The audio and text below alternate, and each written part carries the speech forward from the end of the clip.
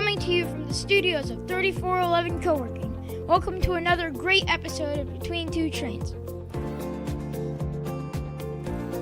My name is Theo, and I'd like to introduce you to our co-hosts, Van Pappas of Oxygen Financial and Jason Wheelock of Compass Realty. And now, Between Two Trains. All right, welcome and Happy New Year. Welcome to another episode of Between Two Trains. Here we are in 2019 coming to you again, and we've got a great lineup of guests for 2019. We're so excited to bring you, and I am solo today. I'm flying without a co-host, and my guest today is Liz Carlile. She's got a really interesting business called Motherhood, Unstressed. We're going to talk about her business, about being an entrepreneur, and she's also a fellow podcaster, so we're going to have some fun with that. So, Liz, welcome to the show. How are you? I'm great. Thank you so much for having me on. So tell us first, what exactly is Motherhood Unstressed? So Motherhood Unstressed is an overarching brand, and part of that brand is my podcast under the same name. It's a CBD product, which I just launched in October 2018. For our listeners, what is a CBD product? Explain that. CBD is short for cannabidiol, and it's one of the 85 plus compounds in the hemp plant. Not to be confused with the marijuana plant. Okay. It's a sister plant to that. And it's just an amazing compound for stress, anxiety, pain, inflammation, if you have trouble sleeping. I mean, it's the closest thing to snake oil that I've ever seen. It's amazing. All right. So what part of Motherhood Unstressed started out as a blog, and then I went to IAN, which is the Institute for Integrative Nutrition, and became a health coach and started to grow my Instagram during that time. And I didn't really know what I wanted to do. I just knew that the content I was producing, which was about my own experience of motherhood, was touching other lives, and that excited me. And so through that process, I started the podcast, and it just continued to grow. And then the last step of that brand was the CBD product, and it was the final step in helping people, women, especially moms, become more grounded and calm. Because, I mean, as you know, as a parent, it's one of the most stressful, crazy jobs that there is. Trust me, I've got a 12-year-old. I know exactly. Right. So, I mean, it's insane. And so I wanted something that I knew worked, because as, you know, I hate to use the word influencer, but I was always getting contacted by brands from my Instagram to promote their products. And one CBD company reached out to me. You don't have to be embarrassed about being an influencer. It's such I don't know. There's a stigma, I guess, too, but it's reality of today's marketing. Everyone uses influencers. So when did you start Motherhood Unstressed? How long has it been now? Gosh, I would say it really began at the end of last year, 2017. Okay. So it's been a good year of growth. And now you started this after you had a child, right? Oh, yeah. My son, my oldest, is 6. Okay. And it was really through that process that I realized I didn't know what I was doing. I was overwhelmed. I was stressed out. You didn't get the handbook? No, you didn't get the manual? Right. And so it was just, I felt like I was thrown into a washing machine. Yeah. And I didn't know what to do. And I felt like I was lacking. Especially those first 3 years, right? Those first 3 years are so tough. Crucial. And it's, my marriage suffered. I didn't know if I was being a good mom. I was super hard on myself. I wasn't taking time for myself. And it wasn't until I was bathing my son one night, my oldest, and I just started to cry, that I realized that I needed to make a change. And so that's when I started to journal and meditate and take time to go work out. Even though I felt super guilty leaving the house, I was like, no, Liz, you need to do this. And from there, I kind of pulled myself out of that baby blue funk that I would say 99% of women get into when they have their first kid. I like that, baby blue funk. Yeah, I mean, it wasn't postpartum depression, but it was something. Something was going on. No, I think I'm right there. I understand that. I remember what it was like. It's hard. It's so hard. And when I was pregnant with my second son, I knew already what I had to do. How old is he? He's 3 now, almost 4. And so I was like, okay, I have a game plan. I know what I need to do. And then when he became more, self-sufficient, he was sleeping through the night, that's when I started to blog about what I had gone through and, my darkness. And, when you get vulnerable with people, it ends up helping them, because guarantee you someone is going through what you've gone through. I guarantee it. And so I blogged about, hey, I didn't really know what was up or down. I had a really hard time when I first became a mom, but this is how I helped myself. And so the blogs kind of blew up a little bit, and then they turned into published articles on Red Tricycle and Elephant Journal. And that was when I started to see like, whoa, this is making an impact. This excites me. And so then it grew into the podcast and now the CBD supplements. And it feels right. And every day I get messages from women saying, wow, you really inspired me, or thank you for saying that, or I'm going through this too. Thank you. And that's all the motivation I need to keep going. Like, it doesn't feel like work. Yeah. So let's talk about being an entrepreneur and starting off this. So it sounds like it sort of started out of a passion of telling your story, and it's now turned into a business. So, tell us about that transformation, and when did you really first say, hey, I can make some money at this, right? Right. It turned from just sort of a hobby thing to an actual business.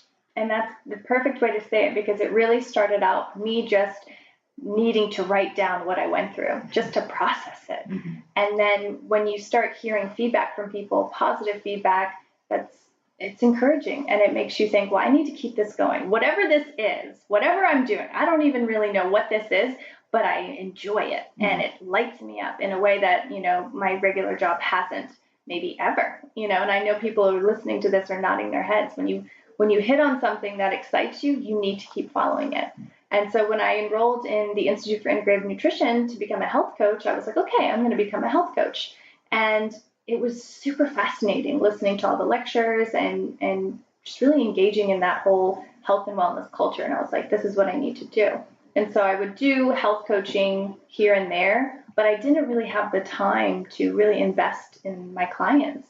It's very time intensive. So I was like, well, I still want to help people. I still want to coach here and there, but I don't know if I can go all in and then have my 9-to-5 and be a mom and the podcast and da-da-da. So I knew I still needed to stay on that path, but I didn't know exactly what. And that's when I first tried CBD as an influencer and just felt how amazing, it was to take that supplement, to feel more grounded, to feel more calm.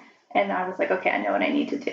This is the next step. Right. And to really then go all in on a business standpoint. All right, so you started the business at that point. You're selling the product now. Mm-hmm. How are you selling this product? So we have direct-to-consumer through my website, Motherhood Unstressed. Mm-hmm. And then I also have the product in several stores in Atlanta and New York. This is branded as a Mother Unstressed product, or does it have another name to it? No, it's Motherhood Unstressed, and then it just says CBD on there. So we're in Nuts and Berries in Brookhaven, and we're also in Roots Juices in Buckhead. Okay. Yeah. And so you're starting here locally at some local shops. Yes. What's the plan from there? To continue spreading to other local shops, or? Absolutely. Like, I definitely feel at home, in Atlanta, spreading it that way. But we're also working on some bigger distributions as well. Now, is this a product that you would see, and honestly, it's been so long since I've even seen one of these stores, the GNC stores, do they still exist? They do still exist. Okay, I never see them anymore. Where are they? They must be in the mall. I saw one at the outlet. At the outlet? So is this a product that would be sold in a place like that? Not yet, just because there is such a fear around CBD. I think a lot of big brands see that and they think pot. They think, yeah. But we're being a drug dealer. Exactly. You're already a drug dealer. Let's be real. But I think, they're overcautious right now. Now, Sure. Legislation is changing very soon to make hemp, especially with 0 THC or less than 0.03%. Last year Canada, came out, and oh yeah, I think it's just a it's domino. It's a domino. It's falling. Absolutely. California, Colorado. Well, and that's unfortunately in Georgia, we'll probably be late to the game. Yeah, but I think money talks, and I think when people feel the benefits and they see the benefits in their lives and their families' lives, I think it's just a matter of time before they. It's funny. I as a financial planner, I have clients that often come and want to buy certain investments, and over the last 12 months, they've often asked about. I know we're going off on a side tangent here, but about pot and mm-hmm. How do I get into pot stocks? And I typically talk them out of it because none of these companies are making any money. But there is something that I think is a really great thing to look at in that industry, and that's not necessarily the people that are growing, but the land that they're growing on and, buying into a real estate investment where, I think that could be a pretty interesting way to go about it. Anyways, Absolutely. Comment for another podcast, another episode. So, all right, you got this in Nuts and Berry down in Brookhaven. So let's talk, if I'm a listener of this podcast and I want to sort of start my business and I've got a product and I want to get into a retailer like that, a local retailer, what did you do? Did you pick up the phone and start dialing? Did you go in and say, hey, I got this product? Tell us about that experience as an entrepreneur. Absolutely. And it's different with every store. So I'm going to preface with that. But the best thing you can do initially is to start sending emails. There's contact emails on every single website, especially small businesses. And just start reaching out and tell the store who you are, what you're about, what your mission is, and why they should even care about your product. At the end of the day, I think storytelling is really powerful. And so I would contact these stores and say, hey, this is my story. I'm a real person. I really care about this product, and this product is amazing, and here's why. And then you really make it hard for them to say no, at least to meet with you. Nuts and Berry was the first one? Or the first one actually was a coffee shop in New York City, in Astoria, New York. Okay. Yes, my friend. So you're emailing all over the place, and how did that happen? Did they got your email and they called? The New York one, my friend had always visited this coffee shop, and she's like, they sell CBD coffee, they have CBD here, and so she made the introduction, and I was actually already going to New York for a book launch event for a friend of mine. And so I just went into the coffee shop, we talked and closed the deal. Nice. That was the very first, that was really first exciting. Sell. That was and I was like, that was too easy. That was a rush, wasn't it? Right. Hey, I sold my product. It was my first Are they still a customer? Do they still buy? Yeah, they're called Higher Grounds in Astoria. Go check them out. Higher Grounds, and they sell all kinds of CBD stuff. Of course, and probably some other things too. But then, as far as locally, I start with emails, and I just, I try to make that connection, because a lot of times, people probably just ignore the email. How many emails do you send before you get a response from someone?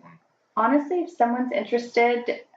Do they respond after the first email? The ones that are really interested, yes. I would say 90% of people either ignore the email or say no thank you. But then, if you look at it as a numbers game, I do not take any no personally at all. It's all about moving it forward. There's a million stores out there. There's a million opportunities. You just keep it moving. And again, I think it's really important to, if you get kind of a soft no or maybe no response, to make sure that you follow up. I was going to say, the ones that didn't send any response. Oh, I follow up with You're sending a follow-up at least email. a week later. A week later? Yeah. How many times will you follow up? Just once, twice?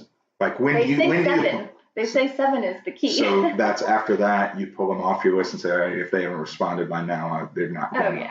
Yeah. You got to keep it moving. Yeah. But it's fun. I honestly look at it like a fun, creative challenge.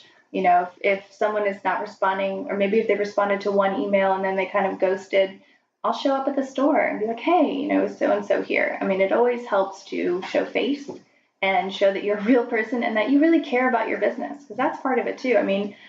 Nuts and Berries wasn't initially excited to bring on another product. They have an amazing array of CBD products in stock. Oh, they already had. They do. They have several great brands. So, me coming in, it was like, oh, another one. But I kept showing up, and I kept showing passion and excitement. And so is there a difference between you and the competitors, or let's talk about the product. Yeah, what makes your product different? If I go into Nuts and Berry and I see a shelf and it's got a bunch of these products on it, why am I picking up yours over theirs? Right. So I wanted my product to stand out because I know that CBD is huge right now. So mine come in capsules, which I think is a lot more palatable to people who don't really know, because a lot of CBD just comes in the oil form, and you have to put it underneath your tongue and let it sit for 60 seconds. Oh, no, thank you. And then swallow it. So a lot of people are like, swallowing oil, sitting there. So I was like, I'm going to start with a capsule. It's very easy. Everyone knows how to take a pill. And mine also contain ashwagandha and green tea, which ashwagandha, if you know, is an Indian herb, and it's a really great balancer. It's another great stress reliever for your body. And then green tea is an amazing antioxidant, really great for your brain. So that's different about mine. I hadn't seen any CBD products on the market that had those two adaptogens in them. So we're kind of working backwards here. So we talked about the sales and getting into the stores, and then we talked about the product, but you have to get this product from somewhere. And I don't think you've got like a lab in your basement that you're mixing it up, right? So how did you get this product? Does it come from China? Where's it come from? No, absolutely not. So the CBD is sourced from Colorado, a family farm in Colorado. The ashwagandha is sourced from India, and then the green tea is sourced from the Yushu province in China. And I do work with a manufacturer who encapsulates the product and then ships it to me. They're here in the States? They're here in Georgia, yes. Okay. Oh, in Georgia. Okay. Excellent. Yeah. And so let's talk a little bit more about that. As an entrepreneur, you said, hey, I've tried this stuff. It really helps me. I want to create my own product. I wouldn't even know, and I'm a pretty smart guy, who to call that could make this. How did you end up finding this manufacturer to put all these products together? Yeah, it's one of those things where you try something, you want to share it with the world when you really love it. Honestly, it was just Google.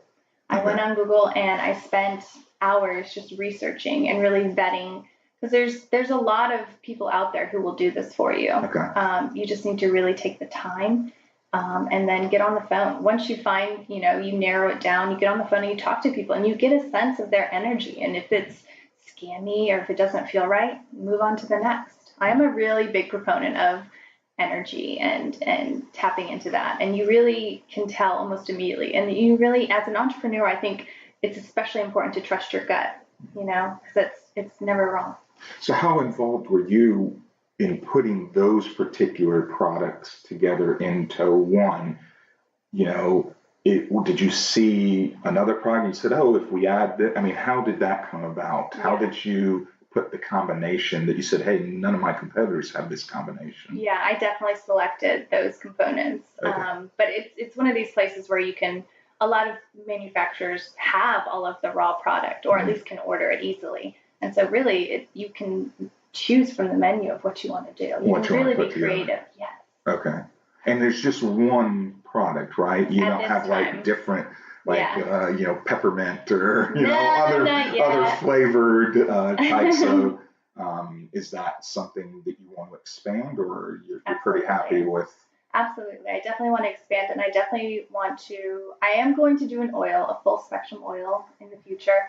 I also am looking into doing pet CBD. Does the oil affect you differently than the capsule? People have said, and it really depends, because there's no studies out really which is better for which, but just anecdotally, people have said that, oh, the oil works better for me. I think it comes down to the quality of the CBD, honestly. Okay. But I wanted to have something else to offer as well, for people who prefer oil. So just like marijuana, there's different strains of CBD. And it's actually the terpenes involved that affect how you feel and how the effects that take place. So a full spectrum would have all of the different compounds. The current CBD product that I have is just CBD isolate. So there's no other terpenes, which are the different compounds in cannabidiol and CBD. Gotcha. Well, that's very fascinating. We're going to take a short break where we hear from our sponsors, and we're going to come back and talk. We play a fun game here on Between Two Trains called Hot or Not. So we're going to ask you to tell us if a particular thing as an entrepreneur is a hot thing to do or not such a hot thing. And we'll be right back after these messages. Are you a Chambly entrepreneur or business owner? Do you want to support the Chambly business community? Then come join the Chambly Chamber of Commerce. The Chamber is dedicated to promoting and advocating for the business interests of our diverse community. Through our partnerships with government and community organizations, the Chamber looks to nurture positive business growth. The Chambly Chamber also offers many different sponsorship and hosting opportunities at our monthly breakfast meetings, which feature business leaders and speakers from around the Atlanta area, and at our larger events, such as the annual State of the City Address. Join the Chamber today to open a whole world of networking and advertising opportunities for your business. Learn more at chamblychamber.org. Looking for an affordable, functional, and creative space to work? Check out 3411 Co-working in downtown Chamblee. They have flexible month-to-month office space options that include fiber internet, meeting rooms, printing, coffee, snacks, and networking events. 3411 Co-working is the perfect place for entrepreneurs, remote workers, and small business owners looking for a one-stop shop for your professional needs. Stop by for a tour Monday through Friday from 9 to 5 and see how 3411 Co-working can work for you. Okay, welcome back to Between Two Trains. I'm sitting here. We're in the first of the year. We got 2019. We're starting off with a bang, and we've got a great entrepreneur. We've been talking about her product, her business, Motherhood, Unstressed, and now we're going to play Hot or Not. And so our first Hot or Not for the day is, should you have a business plan? As an entrepreneur, do you think that's a hot thing to do? Did you create a business plan when you started this, or have you been sort of doing it by the seat of your pants? I feel like the correct answer is yes. Have a business plan. Well, I don't want to hear Did the I correct... do that? No. I don't want to hear the correct answer. I want to know if you think it's a hot thing or not. I think it's a hot thing, but if I'm listening to this show and I want to start my own business, should I have a business plan? Should I start with a business plan, or should I do it like you did, where I just have my passion and I go after my passion with all the gusto possible? Honestly, my gut instinct right now is to say, have a business plan. Have a business plan. My personal experience, it didn't work out that way. And the key, I think, is to really know yourself, know your strengths, know what you're good at, know how you operate, and then follow that. So we've started the new year. Do you have any kind of plan for 2019? So my plan for 2019 is to expand. I mean, I think it sounds like you have now in your it's head, really, yes. You have a plan. You just may not have It didn't start out put that down on paper. Absolutely right. Yeah, 2019. So what's the goal for 2019? Expansion. Expansion? Yes. So another product, more stores. Okay. All right. I was going to say, is it expansion of the product? Is it expansion of the blog? Is it expansion of the podcast? And we haven't even really talked about your podcast. I know. The answer is all of the above. Okay. Yes, just getting into more stores, getting into more hands, helping more people. How are you going to measure that? And now I'm kind of being a little critical, but how are you going to measure that expansion? You know, is your goal to be you're in how many stores now? 2, 3? We are in 3 stores. 3 stores. So 4 stores, sorry. Is the goal, do you have a number where you say, okay, yeah, I want to expand, but is that expand by 1 store, or is it expand by a half dozen stores? When we are talking here at the end of 2019, how many stores do you want to be in? 100. 100 stores? Yeah. Okay. Yeah. That seems very ambitious. No other way to be. Yeah. You have to be a little out of your mind, I think, when you're an entrepreneur. You have to be insanely optimistic about your chances. Otherwise, what's the point? Well, let me throw another Hot or Not out since we mentioned the podcast. Let's just talk about Hot or Not podcasts. Are they a hot thing? Hot. Why did I know you were going to say that? Tell us about your podcast. What do so you are interviewing people, you're talking about motherhood. What exactly are you doing with the podcast? Is it just an extension of the blog? Or is it more started than off that way. No, it started off that way. And I initially just started interviewing different mothers on their own diverse experiences of motherhood, from infant loss to, breastfeeding to, marriage, all of these different things. And then over time, it expanded into health and wellness, nutrition, sexuality, finances, entrepreneurship. I mean, it really expanded as the business grew. Everything that I was interested in at the time, I kind of went after guests that kind of met that interest. It just kind of grew and grew and grew. And now it still is so diverse. Like last week, I interviewed Matt Gutman from ABC News about his new book, Boys in the Cave. And then next week, I'm going to be interviewing Young Jeezy's former manager about entrepreneurship and his journey to being a Nike athlete. I mean, it's just, 2 Chainz, sorry, not Young Jeezy. It's just really interesting. And again, it's one of those things where I'm just kind of following where it's taking you. Yeah, following the passion, following the spark, and it just kind of grows on its own. Like, I feel like Motherhood Unstressed, the podcast, the brand, is really something else outside of me that I'm just serving. Now, you're doing that by yourself, right? You don't have any partner or co-host or it's all just No, Liz it's just me. and a microphone. Exactly. But I feel like, I mean, with each guest, it's really a team effort. Yeah. I rarely do solo episodes just because I have so many guests lined up. I mean, as I'm sure you know. Honestly, this is only the second time I've done one of these without a co-host.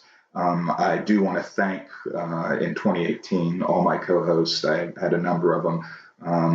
David Carter and Jason Wheelock and Tom Abbott. Thank y'all so much for helping me with the podcast. So here we are, the second episode in a row that I've done solo, and it is an interesting experience to do this. But you're right, it is kind of a team effort. So, absolutely.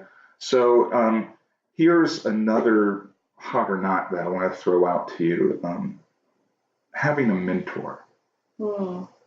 Did you have any mentor when you were getting going with this, or did this just all come out of your experience? No, of course not. No, I have so many mentors. I mean, most of my mentors come from, online. I mean, they're podcast hosts, they're authors, they're bloggers, they're people out there doing amazing things, putting out content every single day that speaks to me and touches me and inspires me, instructs me. I mean, that's the amazing thing about being alive today. All this information is out there, and it's not one or two people controlling the information. It's all these different people, and you can find your mentors. If you're in a small town and you're homeschooled and you feel like no one understands you, I guarantee you there's someone online who understands you and could speak to you and help you grow as a person. You just need to look and go out there and put yourself out there, and you will find each other. Most of my mentors will never even know that I exist, but that doesn't mean that they haven't changed my life. Right. So, yeah, absolutely. I mean, I listen to like Gary Vee. If you're an entrepreneur, you must listen to him. Yeah, sure. There's so many. Lewis Howes, and I met him when I was in New York. Just an amazing person. Jim Quick, who's really good with memory and mind games and things like that. Like, there's so many, and there's no reason not to reach out. It is a great time to be able to express yourself. There's so many avenues now, and podcasts are obviously one, and they're not for everyone, but I think that's changing though. And going back to your original question, like, think about no one is really watching TV. And if you watch TV, you have to sit down, and most people are on their phones anyway when they're watching TV. Podcasts, you can clean the house, you can work out, you can be in your car on your commute. I mean, it's really, I think, the future of information dissemination. Yeah, the studies show actually, I don't have the number in front of me, but I want to remember reading a study that said something like 65% of people that listen to podcasts actually do it while they're at work. Yeah. So, sorry to all those big employers that their employees are sitting there listening to us right now instead of doing their work. But it is an interesting time. And frankly, I think you can learn so much from listening to a podcast, getting information, so that when you want to start your business or you want to do that side, what I like to call a side hustle, you have some background to feed on to. Absolutely. I say you can almost get a college degree just from listening in your car for 30 minutes while you go to work. So. Yeah, without the six-figure debt. That's right. That's right.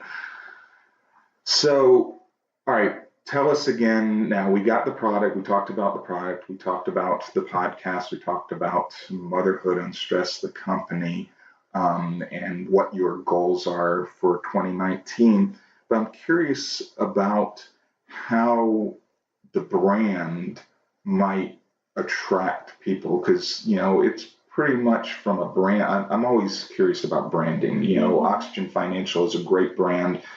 People see that capital X, capital Y, capital G, and they go, oh, XY Gen. That's who they're marketing to, is XY Gen. So when I see Motherhood Unstressed, I think, okay, yeah, I'm a guy, and I've listened to your podcast and I like it. It's really interesting, but I'm wondering how many guys are really going to be attracted by that brand. Have you determined that pretty much your audience is women? Yeah, the analytics show that audience is 60% women in the 25 to 35 age range, which I'm totally cool with. I mean, that's the beautiful thing when you find your niche. Like, you have found your niche, in this world. And that's really, your ideal person and who you really are going to help. Because at the end of the day, I mean, there's enough people for everyone, to make an impact. And so this is kind of, at least from the start of the brand, who I'm helping and who I want to help. But the product is not just for women, Very right? true. Very true. So but again, it's a niche thing too. So you don't think there's a way to create a second product and brand it that would be, I mean, it's still sold by Motherhood Unstressed, but, marketed and branded and geared for the male consumer? This is true. This is a very interesting question. I see the wheels turning in your brain. As if I didn't have enough to do. Now I got to think of how I can sell my product to men. And it's funny though, because I, like you said, you listen to the podcast. I get a lot of male listeners, especially when we have episodes about sex, and so that brings in a lot of male attention, which is good. Yeah, absolutely. And I think I haven't heard those episodes. I need to listen to them. And so that.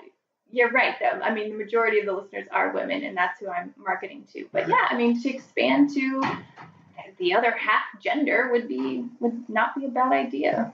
Yeah.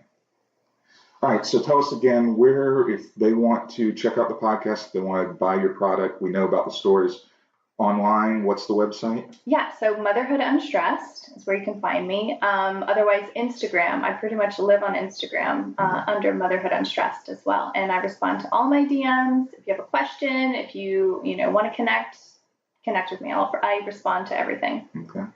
And you're doing all this while raising two boys. Yeah. In Chambly.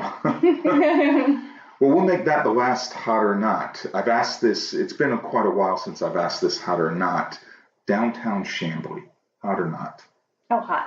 Yeah? And getting hotter. Yeah, why? What makes it so? You live in Chambly, right? Well, we're actually in Brookhaven. Okay, that's okay. No, that's okay. No, we like Brookhaven people. Thank you. There's just something about it. It is that small town feel. Yeah. But still interesting and current. Yeah. Like the restaurants that are coming out, the breweries that are coming out, all of the events that they do around the holidays. I mean, it's the place to be. You want to hang out here. You don't, necessarily need to drive out of your area to have a good time. Yeah, it's no longer that industrial feel town that it used to be in the 60s and 70s, and the town is changing. So. But I love that they've kept a little of that old town feel too, like the industrial look. Yeah, we're not just scraping everything and saying, hey, nothing against town Brookhaven. It's a nice little shopping area, but they just leveled it and said we're building this right here. Mm-hmm. Whereas here we are sitting at 3411 co-working. And it's an old warehouse, and they've been a great sponsor over the last year. And so if you haven't been to co-working in downtown Chambly, you should come check it out. It's a great place to come do your work and have an office without actually having to pay rent for an office. So, all right, well, thank you so much for coming on the show. We appreciate it. And we will be back in 2 weeks with another great guest. Our guest is going to be Lee Miller from Elite Hoops. And he'll be talking about his basketball entrepreneurship that he has going here in Chambly. So thank you again for listening to Between Two Trains.